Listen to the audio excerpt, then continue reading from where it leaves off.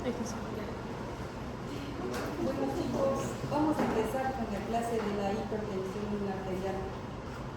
Hay varias guías, pero la que más utilizamos acá es la guía de la Sociedad Argentina de Cardiología, que está bastante bien. La definición de la hipertensión arterial es una enfermedad crónica de etiología multifactorial, es controlable, que disminuye la calidad y la expectativa de vida.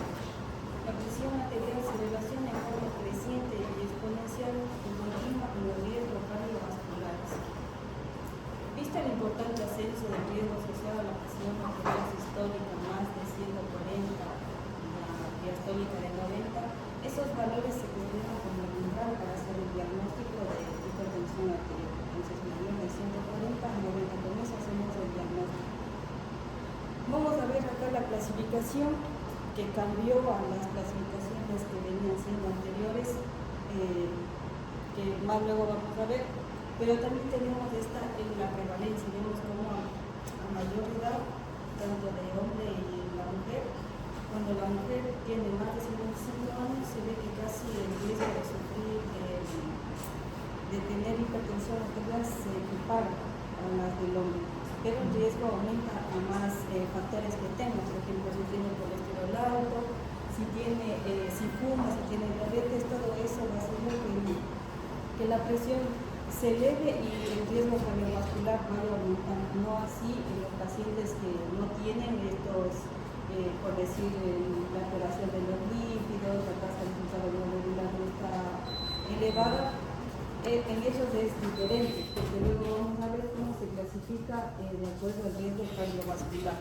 Entonces, a mayor comorbilidad, tenemos riesgo de que el paciente sufra un evento cardiovascular a los 10 años. ¿Sí?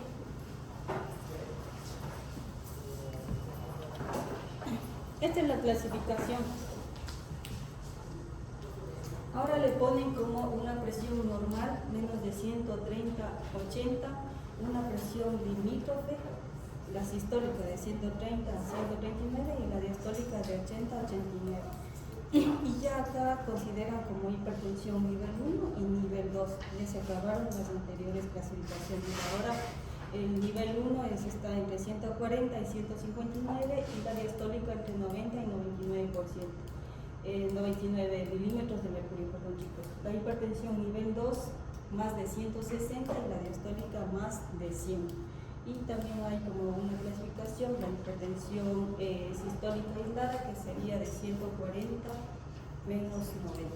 Esa sería la actual clasificación. Se terminó la anterior porque había mucha confusión.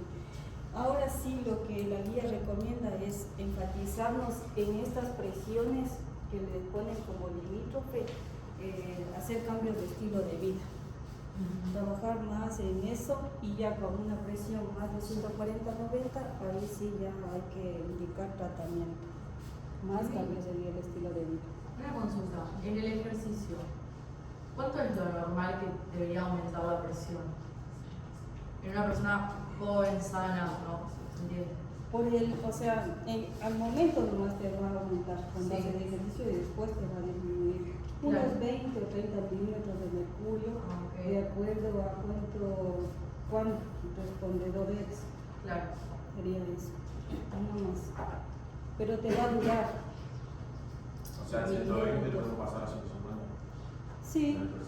Sí, pero no mantener esa presión, porque es como una respuesta que le das cuando haces que tu músculo trabaje más. Yo tenía una amiga que con una presión después de salir a correr y tenía 209. Sí, es como hacer una... Esa debería haberse hecho, claro. Una clara, porque está muy grande. Demasiado No, grande. por el ejercicio, yo dije, me parece que está muy bien. Hacer un pato. Sí, y no sostener esa presión. Sí, me parece muy alta. Y recordemos que hay también la hipertensión arterial secundaria. Claro. Eso. Los objetivos de tratamiento, como les dije, nosotros estamos con la tensión arterial de menos 140/90, las guías americanas le ponen 130/80, pero dicen que es con esta cifra uno como que sobrediagnostica diagnostica sobre otra. Entonces, acá se enfatiza más en que si tenemos la presión limítrofe, a trabajar más en el cambio de estilo de vida y no ser sedentarios más que todo, y la alimentación.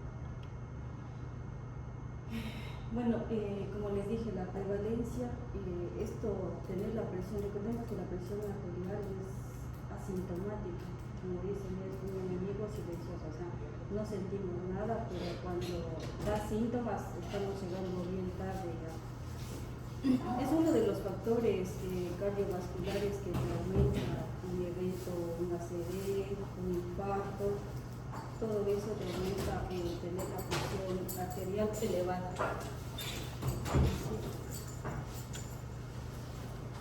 Los diagnósticos y evaluación del paciente hipertenso, bueno, hay que detectar y confirmar la presencia de hipertensión, establecer el riesgo cardiovascular global del paciente, identificar alguna posible causa de hipertensión secundaria, como les dije más, es en los pacientes jovencitos, que a nuestra edad. El 90% es esencial y el poco que queda son secundarias. Ahora vamos a pasar así, porque secundarias es bastante largo, pero bueno, hay que saber también que los pacientes jóvenes hay que descartar la hipertensión arterial secundaria.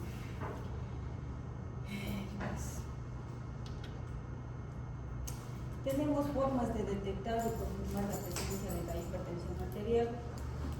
La presión arterial en el consultorio, que se pueden hacer 3 tomas. Si nos damos muy altas, por decirles más de 140, 90, en 3 tomas en el consultorio y ver los factores de riesgo que el paciente tiene, es como en ese mismo momento pesquisar y ya entrar con el tratamiento, no dejar que se vaya.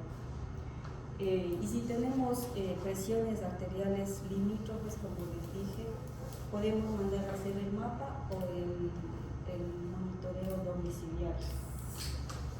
Eso es para ver cómo vienen las 24 horas, que es el mapa, y el monitoreo domiciliario son 7 días o 5 días que hay que hacer las tomas, pero siempre que los equipos sean calibrados. Lo más importante, las condiciones como el paciente tiene que colocarse para tomarse la presión. Aquí vemos el gráfico, ¿no?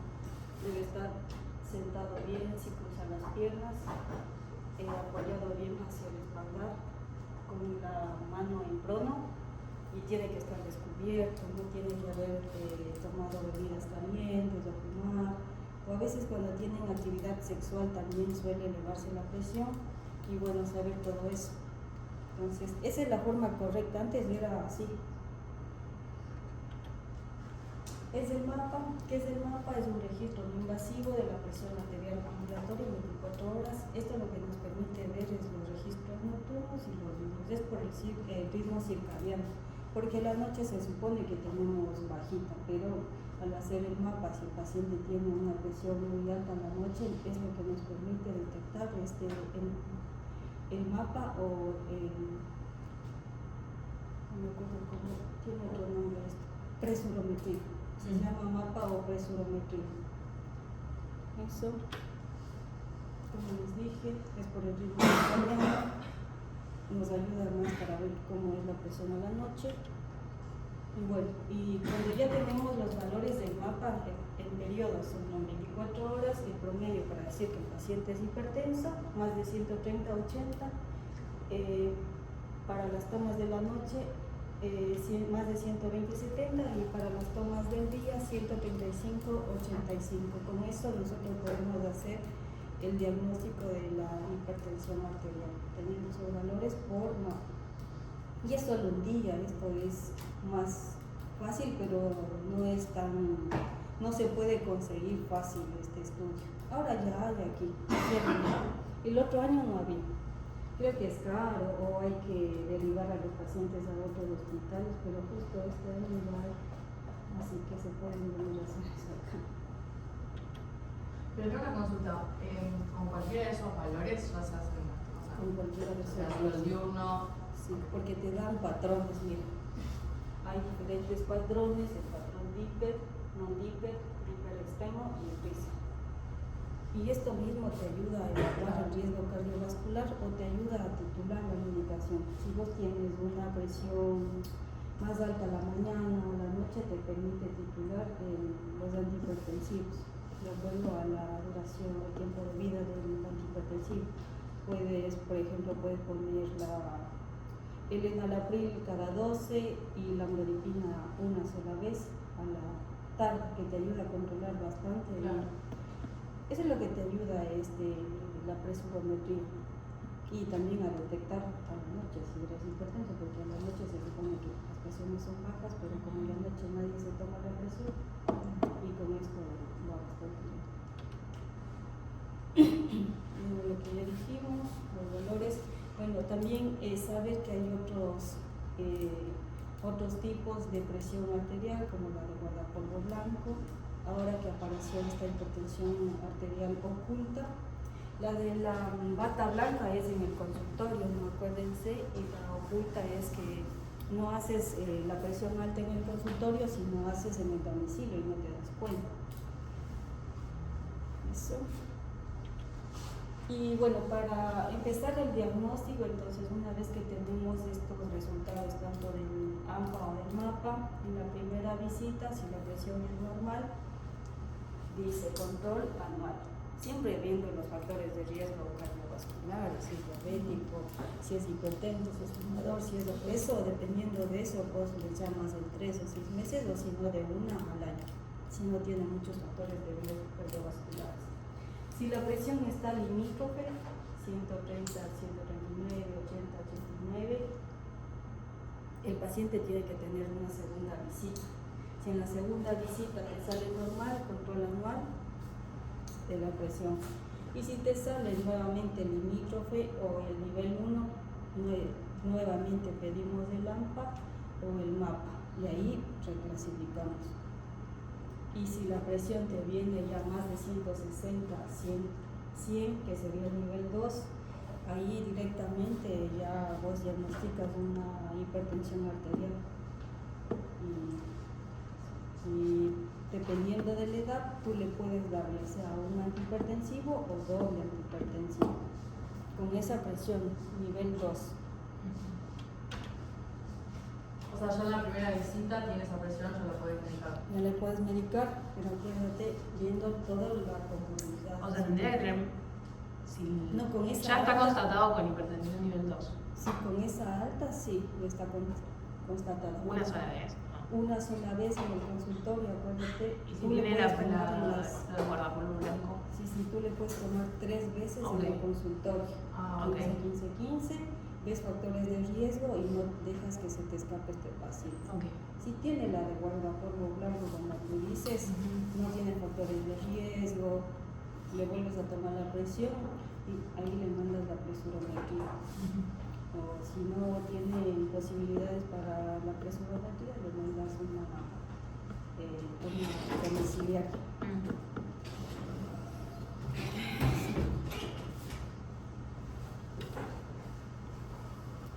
Bueno, esto es como el protocolo de la medición en el domicilio.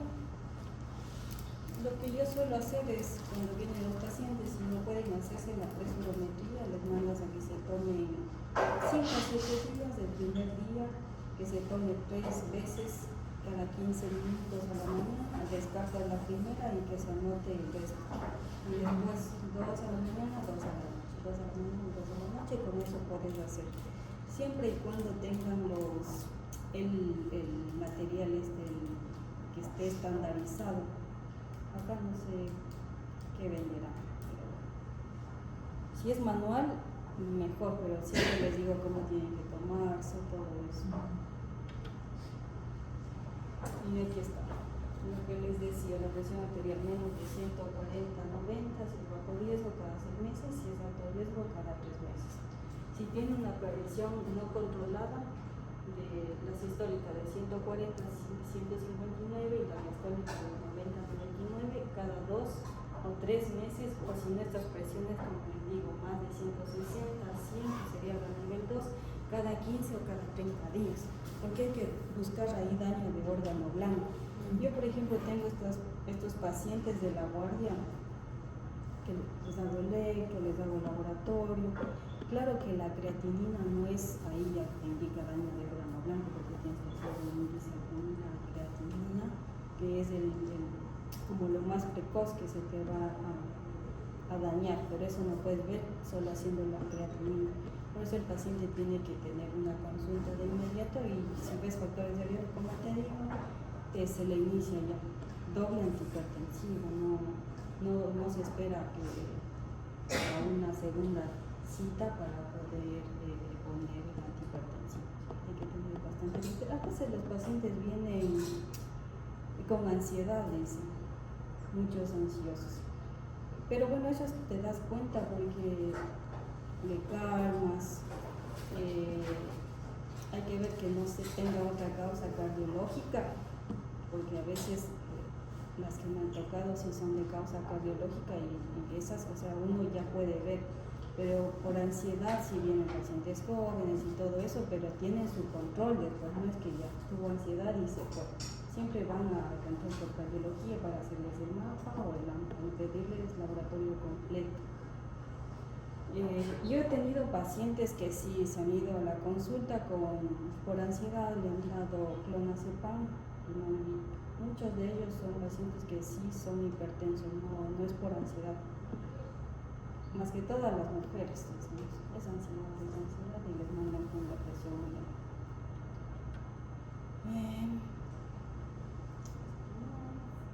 Bueno, la anamnesis del examen físico, los antecedentes, si tienen antecedentes de padres hipertensos que fueron hipertensos muy jovencitos, hay que empezar a recabar bien, ver signos de insuficiencia cardíaca, que también, o estenosis aórtica, que también eso al inicio, al ingreso, cursan con presión alta y hay que sospechar todo eso.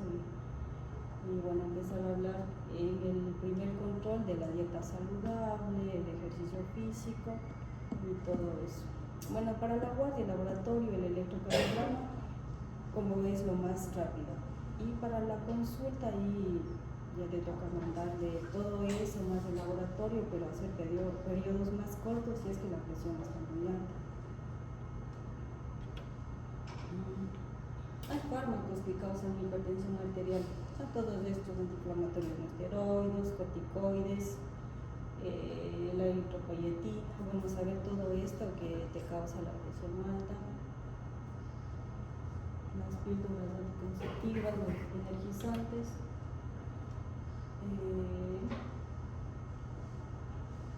Eso.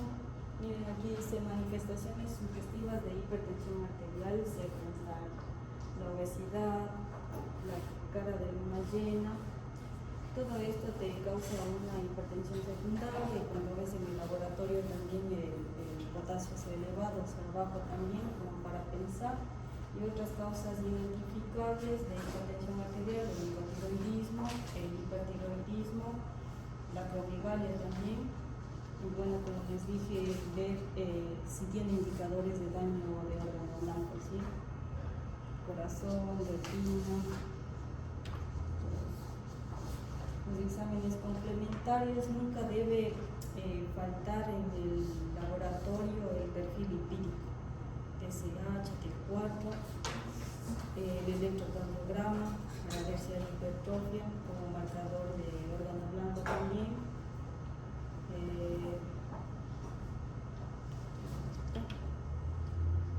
Y bueno, aquí te ponen la evidencia de cada estudio.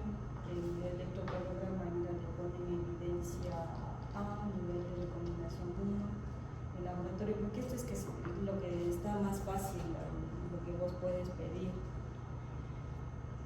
Fondo de ojo, si tiene diabetes, también puedes hacer el fondo de ojo. Bueno, la resonancia y todo esto ya es cuando vos ya estás sospechando algo más grande, más secundario. La cardiografía por impedancia, esto es lo mejor que si tuviéramos fuera mejor, porque esto te ayuda a ver la fisiopatología, la que está desencadenando a la hipertensión arterial. De acuerdo a la impedancia vos puedes ponerle un diurético, un IECA Cualquiera de esos, un beta bloqueante, te ayuda a decir qué antihipertensivo le ayudaría más a ese paciente. Criterios diagnósticos de cardiopatía hipertensiva. Ahí, si se acuerdan, los de hipertrofia del ventrículo izquierdo, Cornell, el producto de Cornell, Sokolov, y también se puede ver R en ABL, que sea mayor de 11. Bueno, ahí están los valores. Eso te habla de hipertrofia, te quiere decir que el paciente está hipertenso y esos son los signos que aparecen en el electro. También signos de sobrecarga.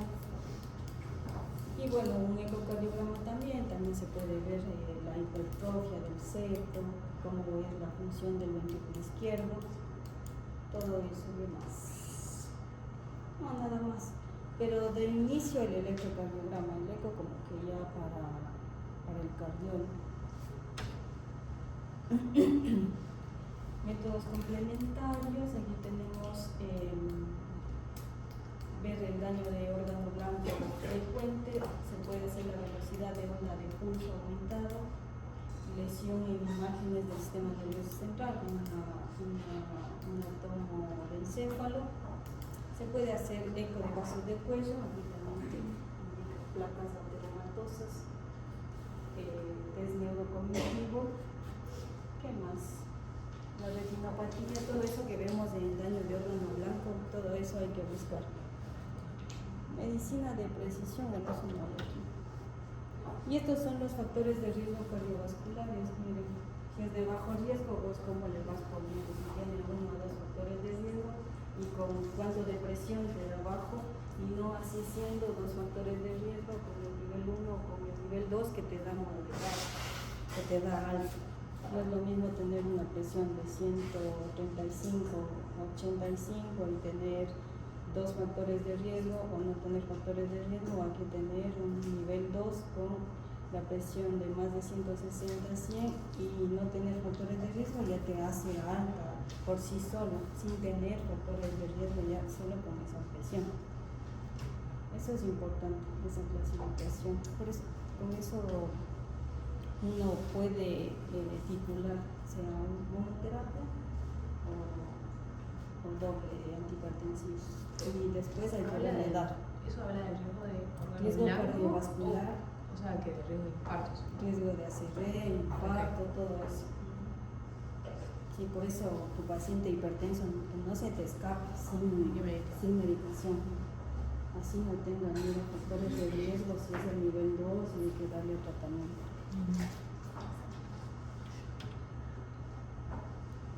Y bueno, aquí te ponen sospecha etiológica en función de la edad. ¿Qué puedes pensar en estos pacientes?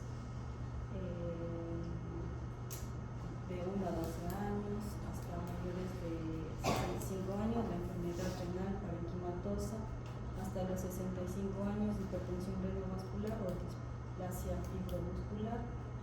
En estos pacientes que son más jovencitos, la amputación de la aorta. Estos pacientes cuando se ponen hipertensos,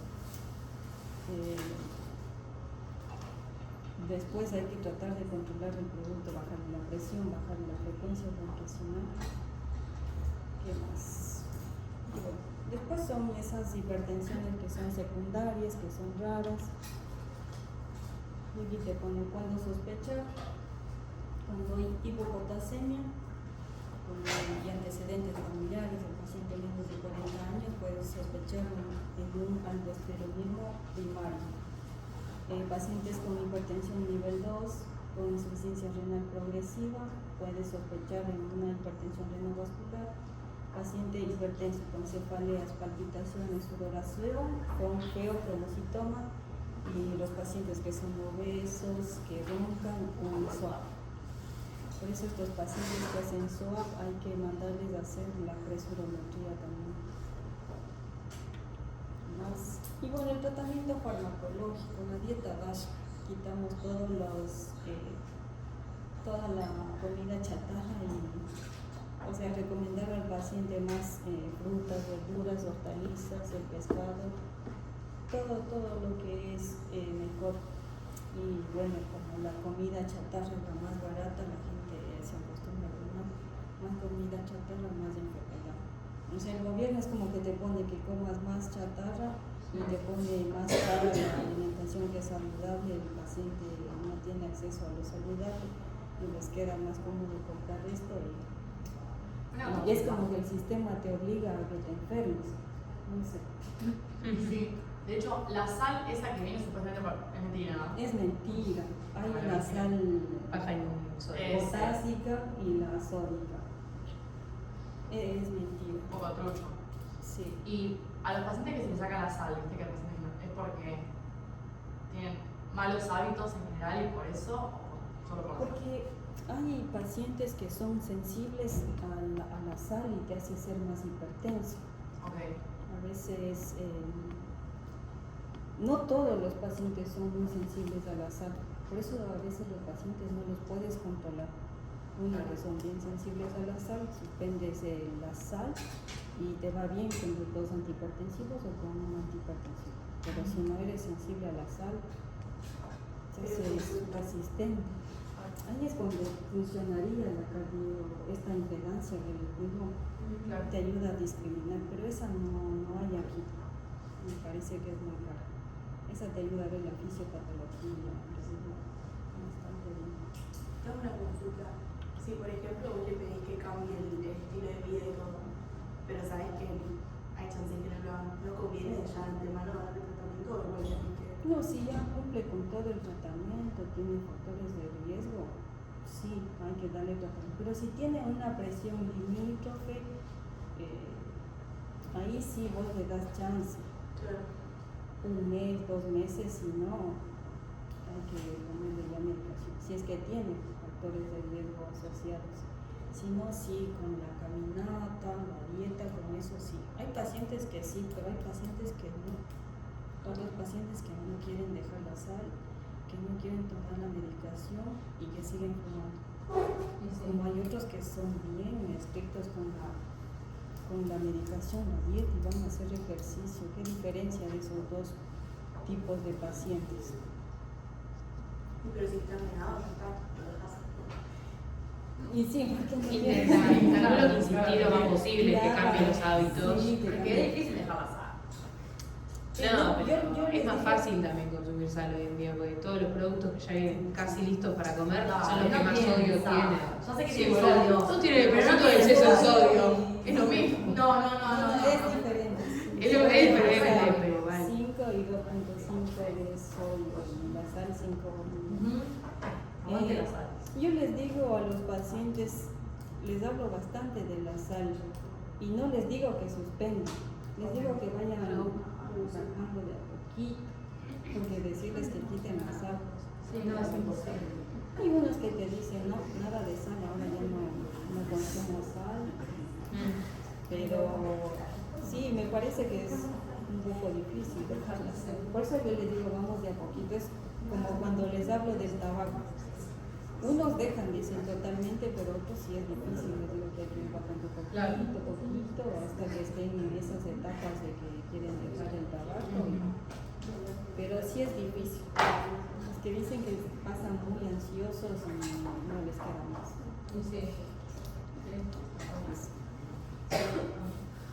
La reducción de peso también. Si bajas de peso se reduce la inflamación y todo eso. Ahora con los nuevos medicamentos, pero igual son caros. Los GLP-1 y ahora también que puedes tomar la vanifosina también en pacientes que tienen sobrepeso. Te ayuda, pero es bien caro. Lo que les va bien son los GLP-1. Les ayuda a bajar bastante de peso. Por ahí averigué, me dijeron 200.000 pesos, pero con obra social. Y eso lo hace a la semana, ¿verdad? Sí, Así es. pero da buenos resultados. Lástima que no hay en el sistema acá. Y creo que tampoco por obra social. Hay aquí bastantes del hospital que andan tomando esto. Pero bueno, es indicación para los obesos mórbidos también. Si logran bajar, se puede hacer la variolina y todo eso. Hoy tenemos un paciente en la que pesa 180 kilos. Oh. Insuficiencia cardíaca, 6 de 25. Ah, No conseguimos que baje de peso más. Ingesta nasal, ingesta de sal, clase 1, nivel de evidencia A, restricción de la ingesta de sodio. El sodio es de 3,6 gramos al día aproximadamente, a 2,7 gramos al día se asocia una reducción aproximadamente del 18 al 26% en enfermedad cardiovascular. Restringir la ingesta de sodio a menos de 100 millimol, que es 6 gramos de sal por día, reduce la presión hasta 5 a la sistólica y la diastólica 2 mililitros de mercurio. Reducir. Bueno. La dieta DASH. Todo esto ya sabemos que nos va a ayudar a bajar la presión. La dieta DASH, el ejercicio también. El alcohol, los pacientes que consumen alcohol, el tabaco, sabemos que es difícil que dejen el tabaco, la mayoría no pueden dejar el tabaco. Al menos los pacientes jóvenes de 38, 40 años no. Los viejitos sí, he visto que dejan el tabaco. Los pacientes de 60, 65 años han logrado dejar el tabaco después del evento coronal. Pero los pacientes jóvenes que toman alcohol, cocaína y todo eso no logran dejar el tabaco, es difícil. Se puede hacer el manejo del estrés también te causa hipertensión arterial. Trabajar en la unidad coronaria también. Vivir en la ciudad con bastante contaminación también te causa inflamación y te hace más propenso a que seas hipertenso, la contaminación. Bueno, aquí está el porcentaje de presión arterial que te baja por cada actividad que hagas, haces actividad física, cesación de tabaco, manejo del estrés, todo eso te ayuda a disminuir la presión. Es difícil manejar el estrés. Aquí tenemos los objetivos de la tensión arterial, pacientes de 16 a 79 años, el objetivo con clase de recomendación, nivel de evidencia es mantener menos de 140 a 90 y el deseable sería 130 a 80, eso sería el objetivo. Pacientes de 65 a 79 años se considera 130 a 139 y una diastólica de menos de 70. Con los pacientes que tienen más de 80 o 90 años, con ellos no somos tan agresivos, ellos pueden tener menos de 150 a 80. Ellos son a los que vamos a ponerles menos antihipertensivos. Eso es lo más importante saber.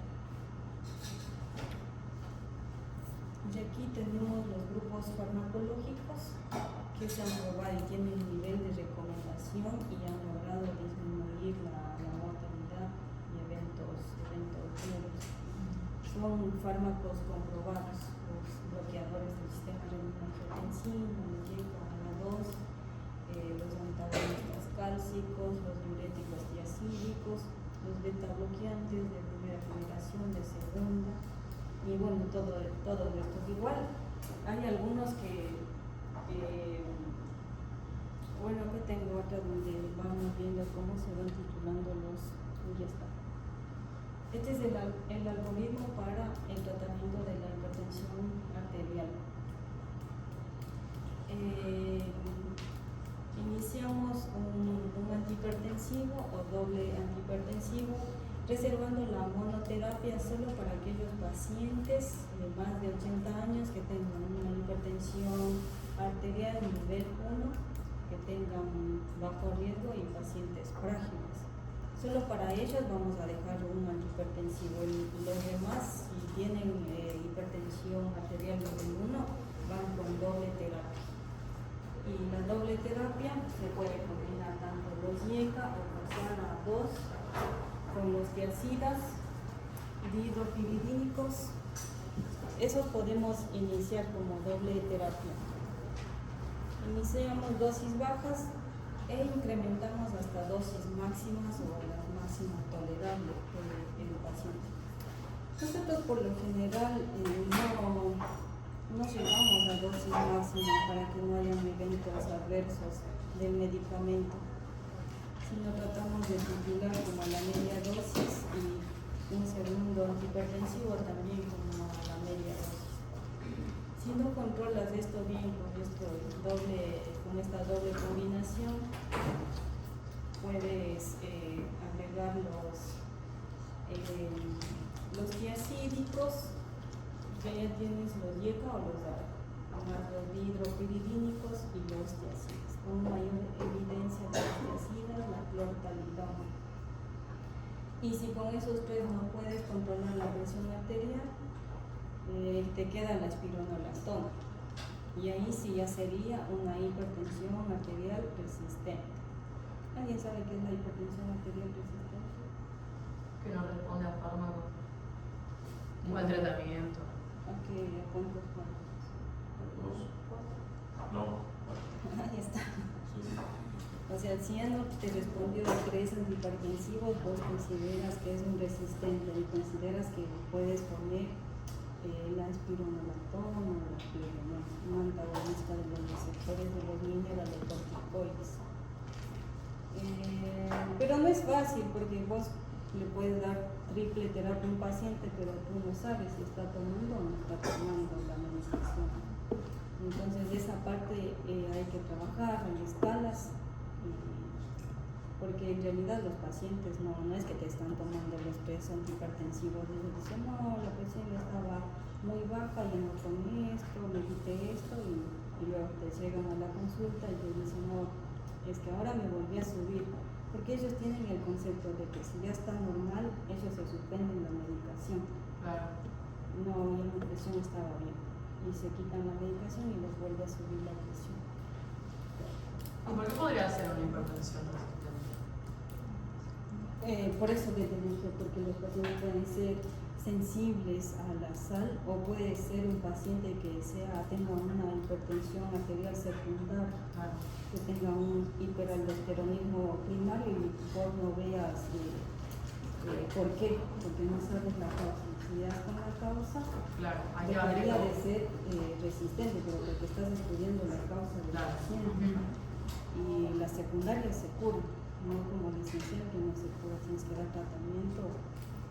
Sí, hay que descartar todo y ver que no sea resistente porque no sabes la causa, como para eso saber la hipertensión secundaria, feocromocitoma, hiperaldosteronismo primario, estudiar toda esa parte y ahí consideras que es un resistente, y también saber si está tomando la medicación.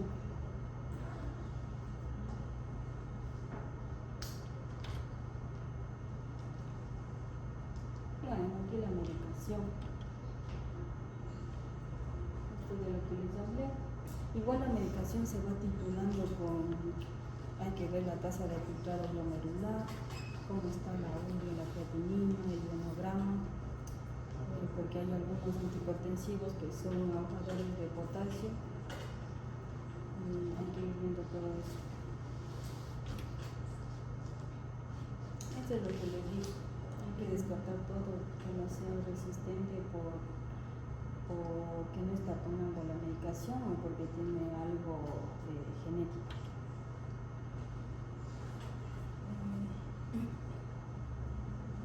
Nada más de lo que yo les dije. Y aquí están bien. Cuando sospechas de hipertensión resistente, descartar causas de pseudo-resistencia, que no sea el fenómeno de guardapolvo blanco, la adherencia al tratamiento, el esquema terapéutico nacional y ingesta de sustancias presoras. Hipertensión secundaria, de las que he visto aquí en el hospital un paciente de 45 años de edad que le estudiamos, tenía hiperaldosteronismo primario, nosotros lo hemos agregado como un hipertensión hipertenso resistente, pero él era el alcoholismo primario porque lo derivamos, Claro. porque aquí no hay No, bien. endocrino y no hay el laboratorio que él necesitaba.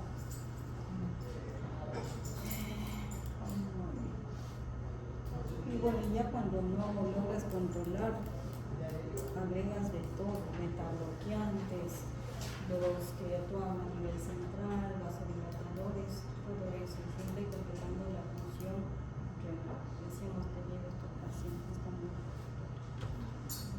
Eso, nada más. Los cuadritos van ahí.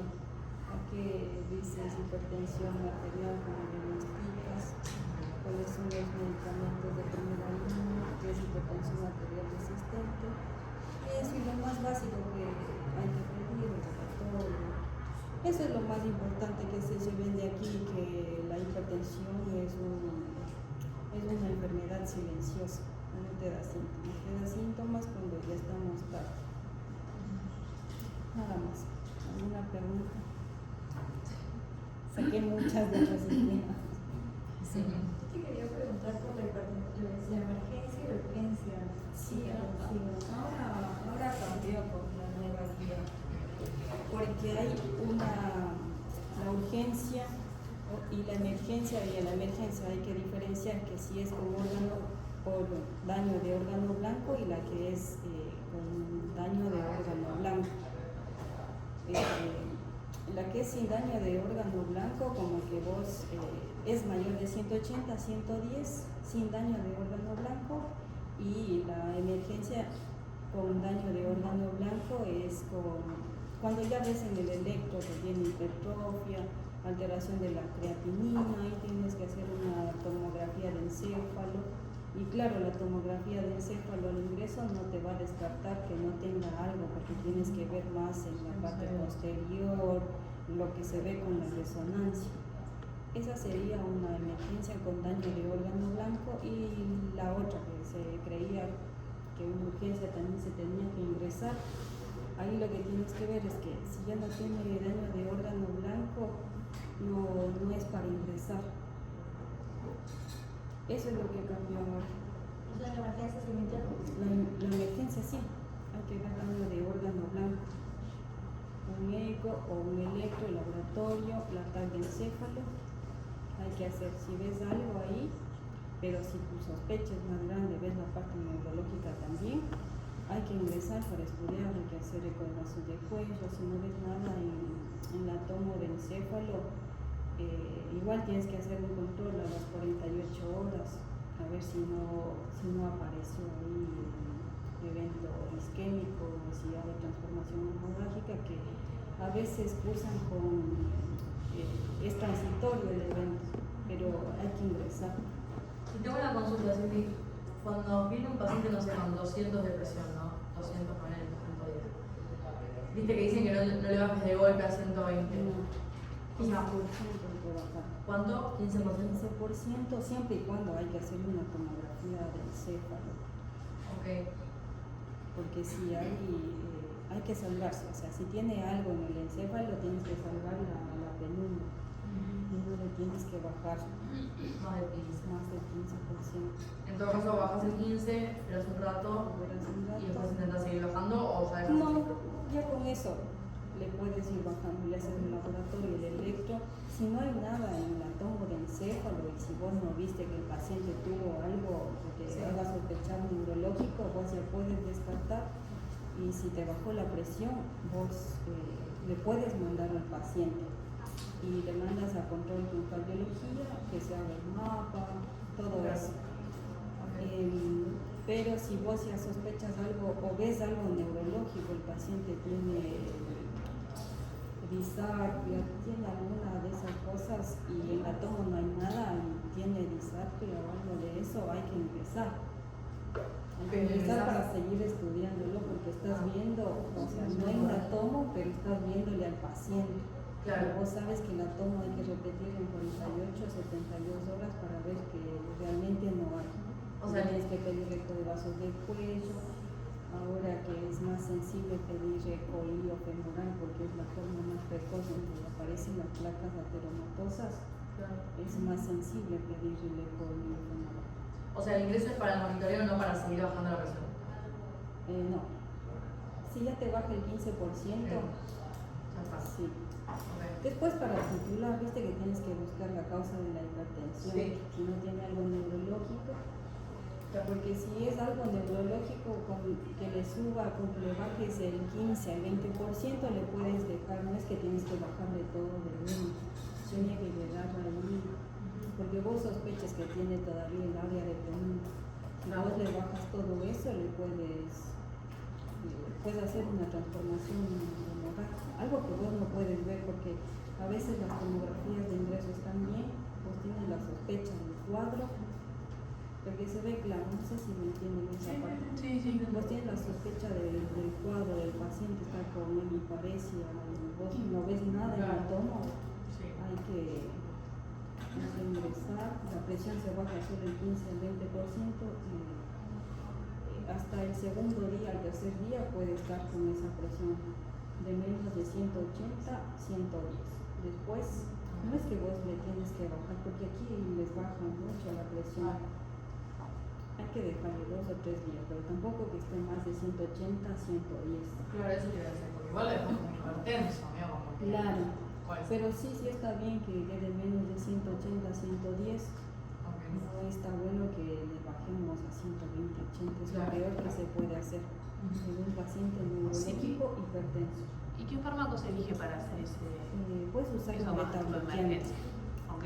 Nunca, si es algo neurológico, bisoprolol, ¿no? nunca la nitroglicerina, viste que la nitroglicerina se Sí. usa más para los pacientes. Sí. Ese te ayuda a bajar la presión, pero si vos Ok. le pones la nitroglicerina en un paciente que está con algo neurológico, lo terminas matando. Al otro día está Entonces se usa más concentrado. un bisoprolol. No, ¿O cuál si está elegirías? muy hipertenso, si está más de 220, 100, sí le tienes que bajar de ahí el 15%, siempre y cuando que veas al paciente que no esté con signos de insuficiencia cardíaca, Sí. le bajas. Y le vas titulando nada más, pero no es obligación bajarle más del 15 al 20%. No, más, pero yo te pregunto, tipo, estoy en la emergencia. ¿Qué fármaco sería el de preferencia Sí, para hacerlo? el de preferencia, si tiene algo neurológico, el abetalol o el metoprolol Ok.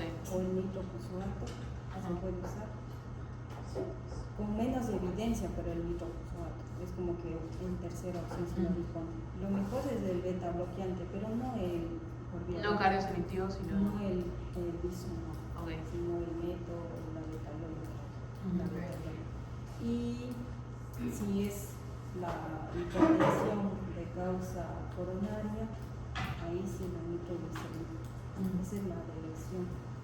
Infusión continua, es que no, porque hacen edema agudo de pulmón en los pacientes hipertensos coronarios. Y los pacientes que tienen algo neurológico, Y a los pacientes con edema agudo de pulmón les damos furosemida también. sí, le cortas oxígeno con el DNI, le pones la nitroglicerina y el furosemida. Con eso le bajan la presión bastantísimo y mejoran a la primera hora. Si no te pones eso, van al tubo y después del tubo no salen más. Eso sería. Por eso hay que saber cómo diferenciar de dónde viene la presión alta.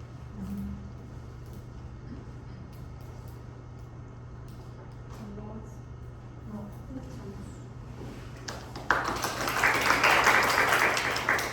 No creo que les ponga difícil el doctor. Pues. Diego lo va a hacer. No.